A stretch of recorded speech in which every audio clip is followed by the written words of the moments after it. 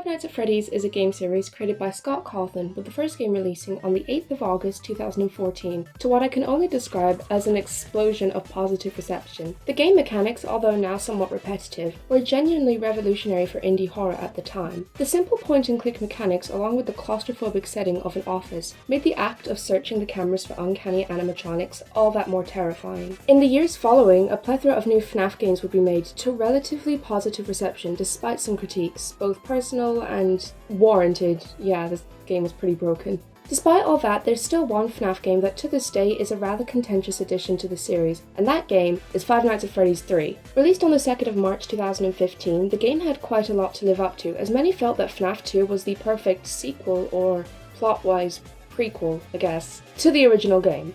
The game dropped, people played it, and people mostly liked it. It's safe to say that regardless of its overall positive reception, it is still a fairly contentious game within the series, and speaking only from experience, I've only come across people who either love it or hate it. What do I think? I'm assuming you read the title, but yes, I do enjoy FNAF 3 quite a bit, and I would like to discuss why I believe Five Nights at Freddy's 3 is extremely underrated and its impact on the series from both a story/lore point of view, but also just overall gameplay and personal enjoyment.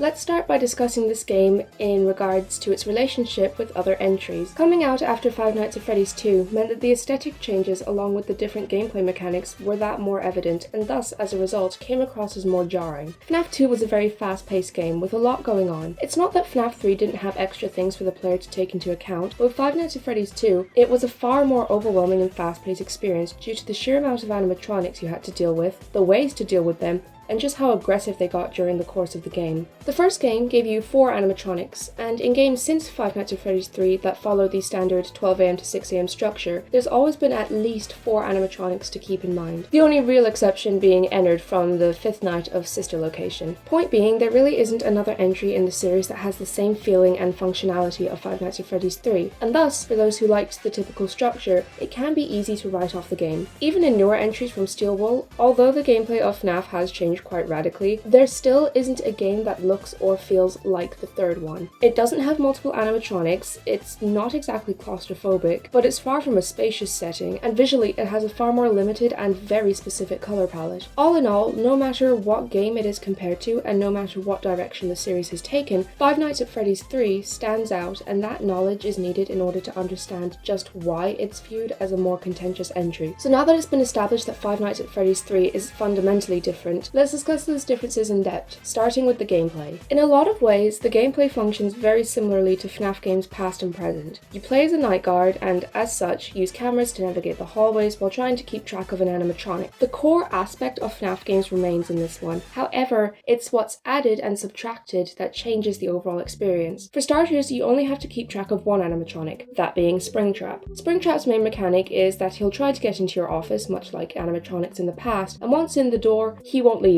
Thus, game over. The only way to keep Springtrap at bay is to find him on the cameras and then use audio cures.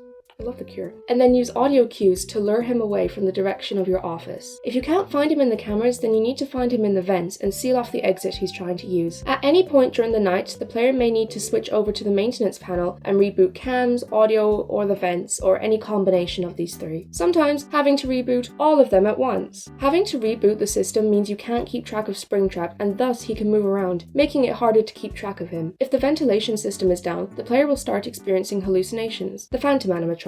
You are actually jump scared by these animatronics if you come across them on the cameras or in your office, but they don't kill you. Being jump scared by one of these animatronics stuns the player, impacting their vision and ability to keep track of Springtrap. So despite only having one threat that can result in an actual game over, the game has a lot of other things going on to make everything feel extremely overwhelming. The sheer panic of looking on the cameras and not being able to find Springtrap is something I haven't really felt with other FNAF games, as for most animatronics, the cameras are a bit redundant. Along with the main game, there's also minigames. In order to get the good ending, you have to play specific minigames, and to get one of these minigames, you have to put a keypad code into the tiles of the walls. Admittedly, I don't know how someone would initially discover that, but on most first-time playthroughs, you are likely to get the bad ending. This encourages a level of replayability, as odds are the sheer curiosity as to what the good ending is and how to achieve it compels the player to play the game for a second time. I'm not saying other FNAF games don't have replayability, especially in this modern era of FNAF, I mean, like, there's a gazillion endings. But before FNAF 3, there wasn't multiple endings, so it was the first game to introduce that. I think I've established the overall gameplay mechanics of why I think they create an enjoyable experience. I think if there's anything FNAF 3 had an impact on, it's definitely the lore. My god, the lore! I'm gonna be so real with you guys. When it comes to the Five Nights at Freddy's lore, anything beyond Ultimate Custom Night is completely lost on me. I genuinely do not know who Edwin is. I know he made the Mimic, but what's the Mimic? What's going on? Regardless, there was a time where FNAF was a much simpler story to put together, and FNAF 3 had some pretty significant effects on the overall lore. Taking place in 2033? Look, I was looking at different sources. Some said 2025, some said 2028, some said 2030, some said 2023, some said 2033. Taking place sometime in 2030, yeah, we'll say that. Taking place sometime in 2030, you play as an unnamed night guard, which many assume to be Michael Afton, which may sound familiar considering the man behind the slaughter is William Afton, one of the key founders of Freddy Fazbear, along with Henry and Edwin, I think. Oh, okay, I think he made, like, prototype animatronics. Okay, moving on. The fact that you play as the son of William brings a lore element into why Springtrap's jump scares are far less aggressive, because William Afton is Springtrap. I know, lore drop.